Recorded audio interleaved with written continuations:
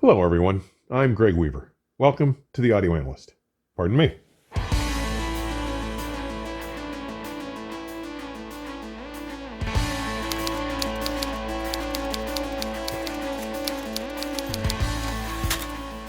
While I had an entirely different conversation planned for today, the remarkable amount of pushback I received on last week's episode, complemented by the equally remarkable and even greater outpouring of support and encouragement from leading industry designers, manufacturers, journalists, reviewers, and publishers on my willingness to, as some put it, state the obvious, required that I reprise the subject here for several reasons. Now, without question, the biggest dust-up episode 45 has caused to this date was on a Facebook group called Audiophiles on a Budget.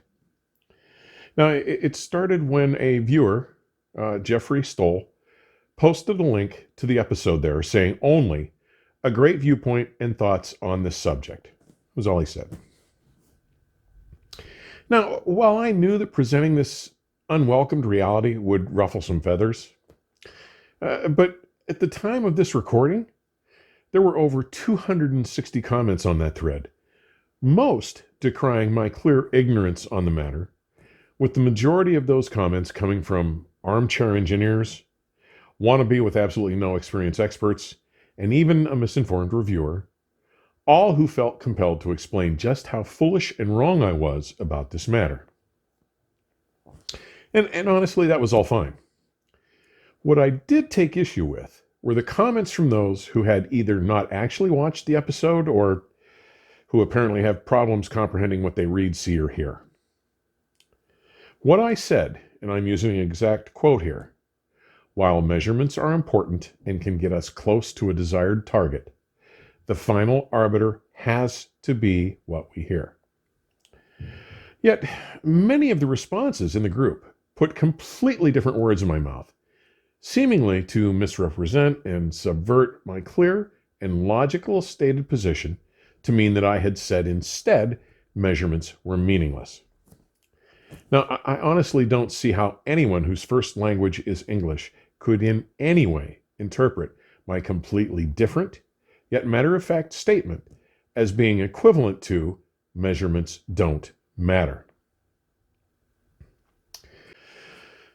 But once this criticizing had gone on for about a day, several well-known and respected loudspeaker designers, Damon von Schweikert and Andrew Jones, both of whom have been measuring and designing loudspeakers with something like a combined 90 years of experience between them, weighed in with varying responses that supported my actual assertion that measurements alone cannot tell us everything. I have posted their full responses, verbatim, in episode 45's comment section so that anyone may see them, even if they are not or do not wish to become members of that Facebook group. But I'm going to use selections from those public responses to convey their general opinions here. Damon said first, in regard to all this pushback, while I appreciate skepticism, I have equal appreciation for logic, empirical evidence, reason, etc. Unfortunately, they need to be employed together for effective critical thinking. I've watched this video of Greg's and find no issues with it.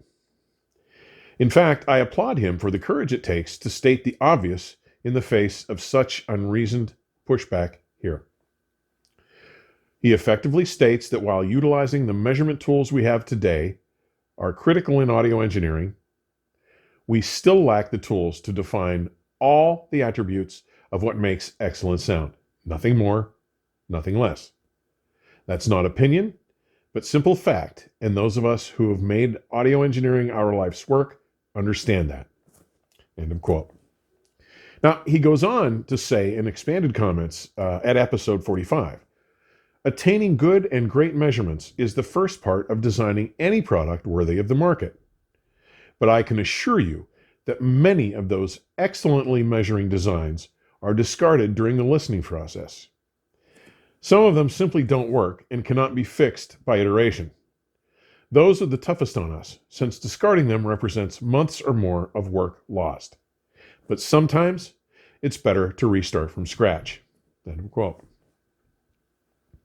Now, at this point, a reviewer replied to Damon's comment discussing how he began measuring speakers 21 years ago using the testing facilities and Klippel near-field scanner, which costs more than $100,000, at Canada's National Research Council. He states, "Yet other reviewers and manufacturers are telling others what measurements can or cannot tell you. How can any make that determination when they don't even have the measurement tools to really know? What's coming out of the Klippel these days, in a relatively short time, is extremely telling." To which Andrew Jones finally weighed in, and he said quite a bit, but what it amounts to were some simple things. He said, "You have to be careful about discussing the merits of the different measurement tools that exist.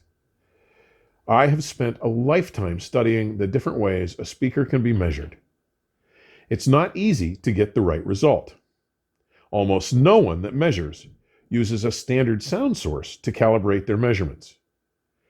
Every measurement process and test signal interact with the device under test in some manner. As a result, you cannot just measure a speaker and have complete confidence in the measured result if you are new to the game. For instance, there are very few fully accurate anechoic chambers. The very big ones are far and few between. Even the biggest I have used in Copenhagen is not accurate below 50 Hertz.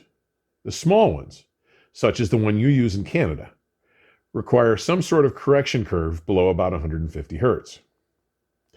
A system like the Klippel makes measuring in a small space more automated and most likely gives a better measurement than most people would know how to get, but it does not give more accurate results than other methods that are more tedious but possibly superior. What this means is that to experienced designers with a deep understanding of the measurements is that a simple set of measurements is insufficient to fully determine how a speaker will sound." End of quote. To this response, that same reviewer responded with, "I'm not one who says measurements will tell you everything, but they tell you a lot as I've been doing them for 20 plus years." Wait, what? Up to this point in the thread on that Facebook group, his position had been that if you can't measure it, it doesn't exist. Now, when I took him to task on this sudden reversal of his earlier stance, pointing out that this was exactly what I'd been saying in this week's episode, that he had just admitted that measurements can't tell you everything, he responded with, "And that's news to who?" My response was, well, apparently you and most everyone else who responded here prior to Damon and Andrew clearly pointing out the facts. You see, that is exactly what I said in this week's episode, clearly and several times. And by this week's episode, I'm referring to episode 45. And he pivots yet again, writing, "I agree with what you say. You," meaning Andrew Jones, "have decades of hands-on experience working with them," meaning measurements. "And I well know the limitations of the different methods, etc." Which didn't come up until after this conversation with Andrew. "But what I really have difficulty with are people who are against measurements." Though clearly referring to me, I've never stated that I was against measurements. Not in episode 45, nor in any of my work over my decades writing about this industry. What I said was only that it was listening that must be the final judge, not the measurements. Nothing controversial. He continues, now seemingly embracing the fact that I've pointed to that you cannot measure everything, by saying, "That's really what I'm talking about. Not about what measurements do or do not tell you, but instead, we have people who have no experience telling us they don't matter." Again, this is a total misrepresentation of my stance, and apparently reframed in an attempt to not only pervert my real position, but to suggest that I must harbor opposition to, or distrust of the measurement process. Now, I will admit that I might have spoken more at length about the essential, indisputable role that measurements play in the design process. But as this wasn't an attack on or a denial of measurement's indisputable role in the design process, I saw no need to do that. The episode was a discussion on the acknowledgement of the importance and significance of listening, especially when the measurements do not convey relevant details about what we are hearing.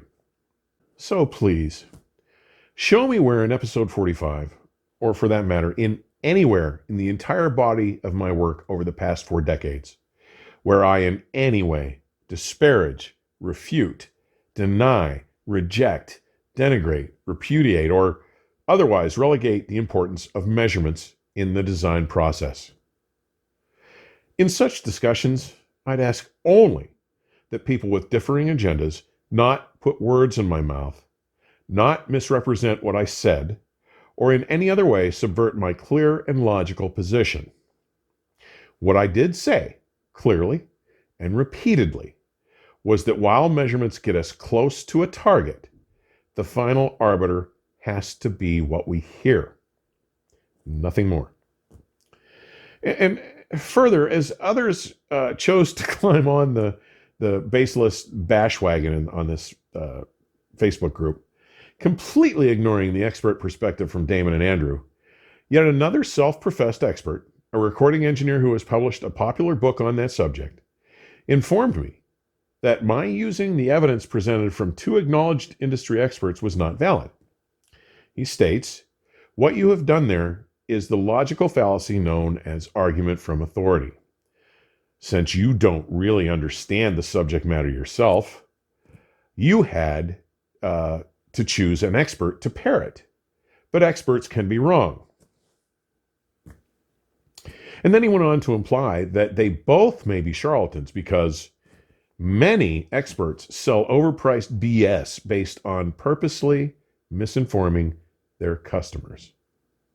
Guys, that takes some stones, implying that these 2 celebrated industry members are purposely misinforming their customers. Yet, just an exchange or 2 later down the thread, he promotes his own authority, citing himself, saying, "My book is used as the main course text at major universities, and in this case, I'm the authority." Look, I'm sorry, folks. He can't decry me for supporting my position by citing the opinions of acknowledged experts, then use the very same argument, citing his own opinions as yet another expert, to support his own claims. Come on. And of course, there's no chance he's trying to sell more books or drum up more consulting, right?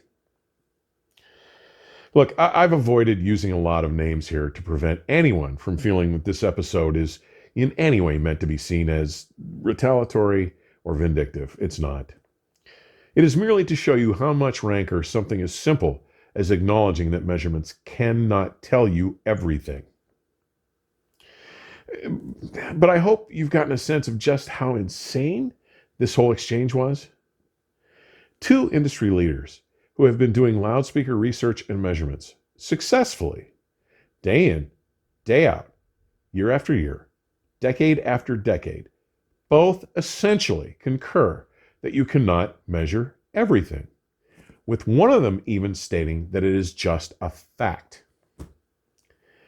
And why would that come as a surprise? I mean, to think that we have a complete understanding of what to measure and a necessarily fine and powerful enough microscope with which to examine those incomplete measurements is, well, kind of absurd. I mean, just look at any other field in the sciences. When we look back after a decade or 2 or even longer, those in the same scientific discipline today either have found new, improved, and more accurate ways to measure things, or have found new understandings of the things that they once took to be scientific fact or law. Why would acoustics be any different? As a final thought here, I'd like to point out that the topics I've addressed here are generally accepted by a large portion of the members of the industry, designers, manufacturers, journalists, reviewers, beta testers, even dealers and distributors. Not by all by any means, but by a large portion. And may be seen to be supported by some common actions from these different industry people. For example, most every owner's manual printed today, for electronics or for speakers, will include some kind of verbiage pertaining to the product sounding its best after some extended period of constant play.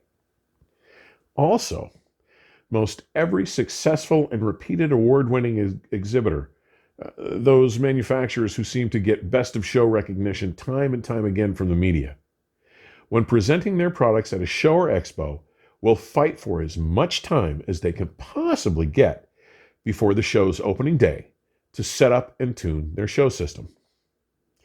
They all want that time so they can get everything set up and powered on to allow everything to run in and settle after it is set up. You ask any of these exhibitors when their demo system will sound its best, and virtually all of them will say that it would be the last hour of the last day of the show, just before they have to tear down. Folks, I want to thank all my subscribers and suggest that if you find any merit or value to the information I'm sharing here, please subscribe. And don't forget to like and share links to your favorite episodes with your friends. Clearly, I love hearing from you, so be sure to leave your comments and questions under these episodes. And you may support the channel using Patreon, Venmo, or PayPal, or even by securing display advertising at the Audio Analyst website. And links for all these options are provided in today's description section. As always, thank you for taking the time to drop by and visit today. Please stay safe and keep the music playing. Till next week, cheers.